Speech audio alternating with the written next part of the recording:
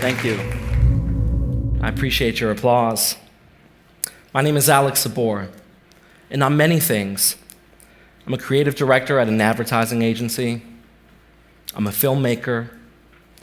I'm a storyteller. But the thing that I am, that I'm most proud of, what truly makes me happy in this world, is being a dad. This is a picture of my daughter, Scarlett, holding her little brother, Adam, in the hospital last April 2018. At first glance, it seems like an innocent family photo, a moment caught between siblings, but it's not. It is, in fact, Scarlett holding her brother who had died a few hours earlier, suddenly and without any cause. I love this picture because it tells a very unique story, a story that I would like to share with you today. We can all appreciate that it's a difficult picture to see, and I can see the insecurities in your faces. But I assure you, I'm not here to shock you, nor am I here to play with your emotions. I'm not here to talk about death or child loss. I'm here to talk about appreciation and how I believe that a few moments every single day was able to change my life and how I perceive it. Adam was born prematurely, week 25, little guy. I often joke that I've eaten sandwiches bigger than him, only to still feel hungry. He was such a good baby, such fighting spirit. And even though there were ups and downs, his 82-day stay in the neonatal unit was surprisingly uneventful. And we got to go home early, 2 weeks early. And it was Scarlett's birthday of all days. And we had an amazing day, filled with cake and laughs and kisses, hugs, and I remember thanking God, feeling a deep sense of happiness. I had my baby home. Our family was reunited.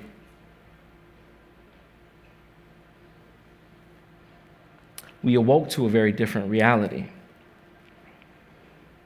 Panic, fear, confusion, shock, and death. The doctors could do nothing to save his life. I remember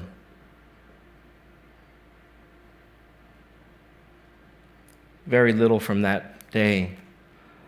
It was black. Every day kind of just fading in and out with the next. I didn't even remember his funeral. What I do remember is that I stopped praying to God.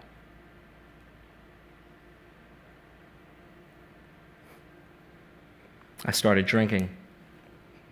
I started smoking too. I lost my job. My wife lost hers. We were unable to handle everyday tasks like paying bills on time, and that led to more bills and fines. Suddenly we were having a hard time paying our mortgage and our taxes and our utilities. Ultimately, we made the decision that we would have to sell our home. The stress and constant bickering applied pressure to our marriage. We were drifting apart, and I'll never forget when she told me that she wanted to divorce. She had lost all hope in our family. She had lost all hope in us as a couple. And I didn't want to admit it then, but so did I. In the course of a few weeks, I lost my son, my job, my home, my wife, my sense of family, my sense of purpose. I lost God.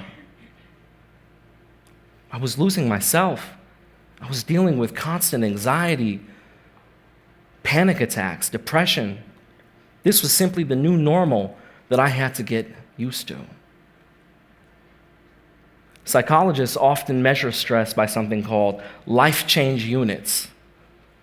On that scale, a score of over 150 increases your chance of a major mental breakdown by approximately 50%.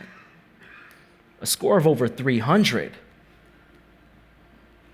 and you're about 80% likely to have a major mental breakdown. And my score was 656.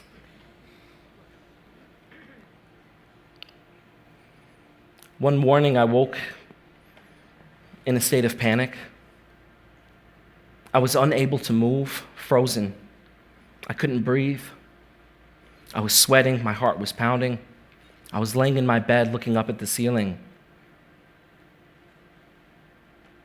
I thought to myself, at least I woke up to life. At least nobody died that morning. I could sit there and realize that and appreciate that I was laying in a bed. I had a blanket, I had a pillow. This was going to pass, of course, and I would be able to stand on my 2 feet and then walk into a kitchen where I had a refrigerator filled with food. I had clean water. I had electricity. The very acknowledgement and appreciation of the things that I had taken for granted made me feel a little better. And the anxiety stopped. I had a moment of clarity. The next day, lying in bed, I went through the same mental process. Sitting down, thinking about all of the things that I was taking for granted.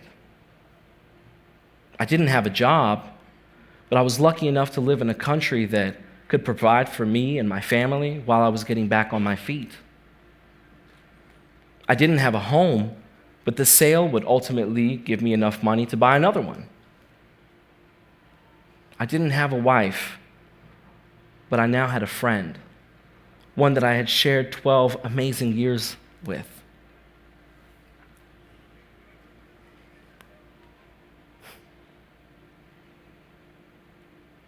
I could acknowledge and appreciate that my blessings far outweighed my tragedies. The pivotal moment came late in September. I woke up and went through the process as I normally do, but this time it was different. This time I couldn't focus. I was going through a very negative thought spiral. My heart was pounding again. I couldn't breathe. I was shivering, frozen, terrified. I was thinking about Adam. I was thinking about how he died, certain images that I don't care to share today. And in that moment, a thought came to me. A thought that I didn't understand, a thought that I didn't want to understand. And that thought was that I appreciate that it was my son that died and not somebody else's. Understanding that life and death is an eternal dance. Death is simply a part of life. And there will always be a statistic of children that simply die.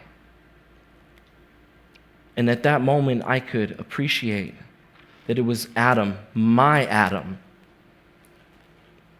that was that statistic, and not a family's that was more vulnerable than we were. So when I look at this picture, I can so clearly see everything that I've lost, but at the same time, I can see everything that I have and that I appreciate. And I appreciate my son. I appreciate the fact that I could be his father. And even though our time together was short-lived, I learned so much. It was truly a blessing to have Adam, It was the best, worst thing that had ever happened to me. So now I ask you, tomorrow morning when you wake up, what would you do? You have a few moments. Would you take that time? Will you take that opportunity to appreciate everything that you have, to acknowledge everything that you take for granted, to celebrate everything that you are? What might you lose? What could you gain? Nothing at all. Or if you believe me, then you might just feel a little better. Thank you.